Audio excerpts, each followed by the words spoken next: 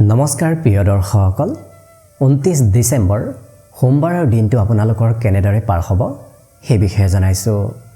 মেষ ৰাশিৰ ব্যক্তিসকলৰ আজি ঘৰত অতিথি আলহী আগমনৰ সম্ভাৱনা পৰিলক্ষিত হৈছে। বৃষ ৰাশিৰ ব্যক্তিসকলৰ আজি যাত্ৰাৰ যোগ দেখা পোৱা গৈছে।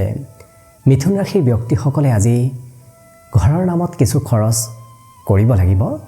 কৰ্কট ৰাশিৰ ব্যক্তিসকলৰ অৱশ্যে আজি প্ৰেমৰ ক্ষেত্ৰৰ ফালৰ পৰা দিনটো অতিকে শুভ দিন। সিংহ ৰাশিৰ ব্যক্তিসকলে আজি নিজতকৈ আনক প্ৰাধান্যতা দিয়া পৰিলক্ষিত হ'ব। কন্যা ৰাশিৰ ব্যক্তিসকলৰ আজি হয়তো পুৰণা দিনৰ বন্ধুৰ সৈতে যোগাযোগ হ'ব পাৰে। তুলা ৰাশিৰ ব্যক্তিসকলৰ আজি ঘৰত কিবা মাংগলিক কাৰ্য চলি থকাৰ সম্ভাৱনাও পৰিলক্ষিত হৈছে। বৃশ্চিক ৰাশিৰ ব্যক্তিসকলৰ আজি হয়তো অকণমান চিঠি পত্ৰ ইমেইল এনেধৰণৰ কিবা খবৰ অহাৰ সম্ভাৱনা আছে। ধনুৰাশিৰ ব্যক্তিসকলৰ আজি মাতৃৰ মৰম চেনেহ প্ৰাপ্তিৰ যোগ আছে।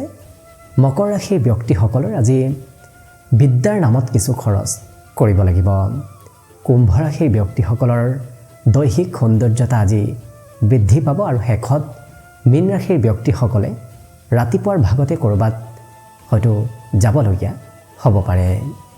লগতে প্ৰতিদিনে আপোনালোকে নিজৰ ৰাশিফলবোৰ সদায় পাই থাকিবৰ বাবে আমাৰ চেনেলটো সদায় ছাবস্ক্ৰাইব কৰি ৰাখিব।